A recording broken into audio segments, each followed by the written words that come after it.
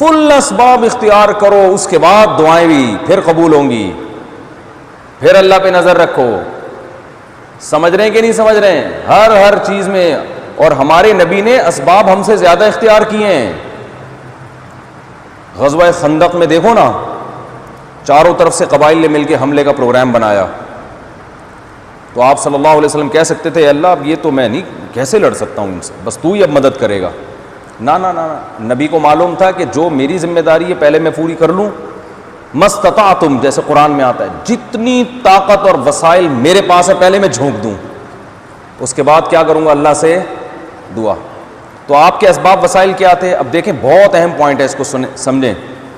آپ کے پاس کیا تھا بھائی؟ پہلی بات تو یہ کہ یہ اتنے سارے قبائل مل کے جب حملہ کر رہے ہیں ایک اکیلی قوم پر، تو اس سے پہلے عرب نے یہ جنگ کبھی دیکھی ہے ہی نہیں. تو عربوں کو اس جنگ کا نہیں پتا. میرے ارد گرد تو سارے عرب ہیں، عمر ابن خطاب رضی اللہ عنہ، ابو بکر صدیق رضی اللہ تعالیٰ عنہ، بلال حبشی، عبد الرحمن ابن عوف، یہ تو سارے عرب لوگ ہیں. تو عقل یہ کہتی ہے، یہ بھی نہیں کہ بیٹھ کے استخارہ نکال دیا، استخارے میں جو آئے یہاں سے شروع کریں یا یہاں سے لڑائی شروع کریں، نہ. بلکہ آپ صلی اللہ علیہ وسلم نے فرمایا کہ پہلے تو اعلان کیا بھائی کوئی ہمیں مشورہ دے، ہمیں مشورہ دے کہ اس بارے میں کسی نے پہلے ایسی جنگ دیکھی ہو.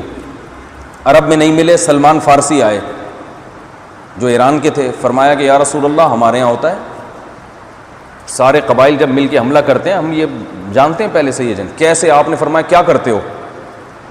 کہا کہ ہم خندق کھودتے ہیں. اتنی بڑی خندق، گڑھے کھد گئے، دشمن کا گھوڑا جو ہے اس خندق کو پار نہیں کر سکتا. میں اور آپ ہوتے نا، ہم کہتے ہیں ان کو دیکھو، گویا مدینہ کے چاروں طرف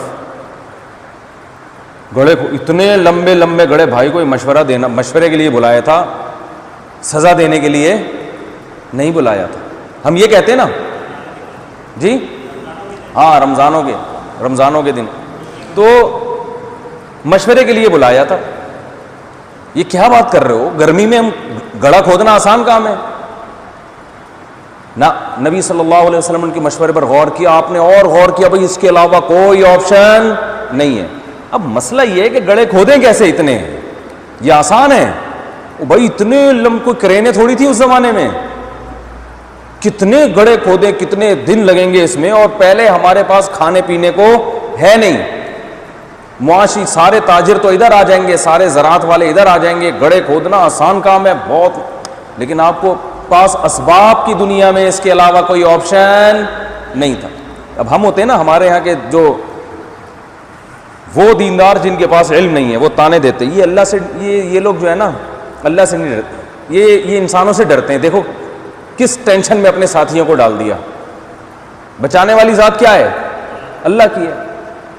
مدد تو اللہ کی طرف سے آتی ہے.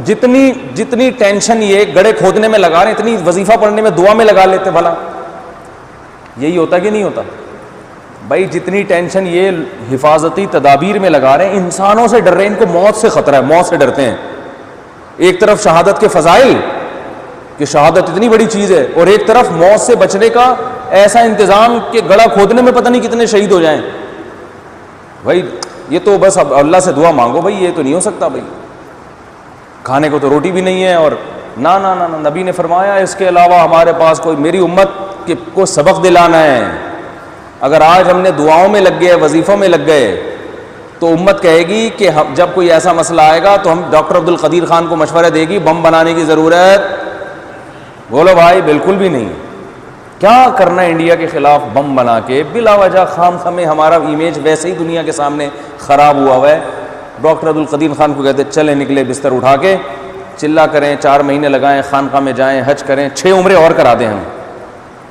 خدا کی قسم ڈاکٹر عبد القدیر خان کا ہم پر اتنا بڑا احسان ہے.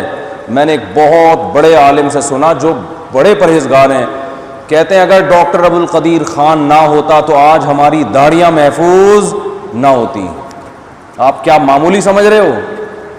کہ یہ جو ہماری داڑیاں اور ہم پگڑیاں پہن کے عزت کے ساتھ بیٹھے ہوئے ہیں اور نمازیں پڑھ رہے ہیں اور بیانات کر رہے ہیں اور مدرسے چلا رہے ہیں، ہمارے جو ایٹمی سائنسدان ہیں ڈاکٹر عبد القدیر خان کے علاوہ بھی جنہوں نے تعاون کیا، یہ ان کی برکت ہے، ان کی محنت ہے کہ آج ہم عزت کے ساتھ بیٹھے ہوئے ہیں اس ملک میں. لیکن ہمارے دیندار طبقہ مانتا ہی نہیں ہے. وہ کہتے ہیں وہ جو بابا ہے نا کلفٹن پہ, انہوں نے سمندر کے پانی کو روک کے رکھا ہوا ہے, وہ فلانے نے روکا ہوا ہے. میں خدا نخواستہ کسی عالم بزرگ کی توہین مقصد نہیں ہے, علماء کی وجہ سے تو آفتیں رکتی ہیں, علماء کی وجہ سے, بزرگوں کی وجہ سے تو بلائیں اللہ تعالیٰ ٹال دیتا ہے, یہ تو حقیقت ہے. لیکن ہمیں نبی کی سیرت میں کیا ملتا ہے بھائی؟ دونوں کام ساتھ ساتھ لے کے چل رہے ہیں. اللہ کو بھی راضی کرنا ہے اور اسباب اور وسائل بھی اللہ کے کہنے سے اختیار کرنے ہیں. اللہ ہی نے کہا ہے کہ اختیار کرو.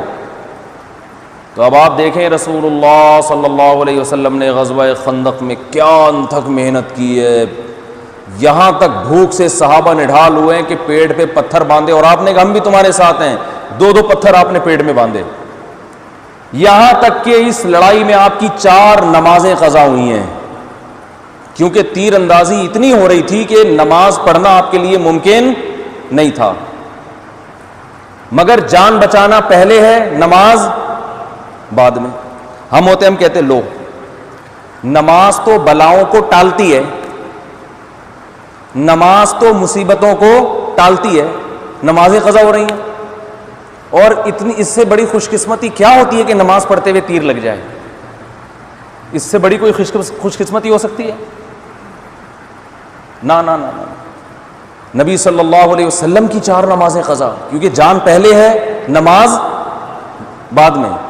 کیونکہ آپ صلی اللہ علیہ وسلم جانتے تھے بھائی اگر ہم نے نمازیں شروع کر دی, تیر آ رہے ہیں, تو یہ چند لوگ نماز پڑھ کے شہید ہو جائیں گے, قیامت تک پھر کوئی دنیا میں نماز پڑھنے والا باقی نہیں بچے گا. جب دشمن کو, ہمارے جو کریم ہے وہی شہید ہو گئی, ان کو بچاؤ پہلے.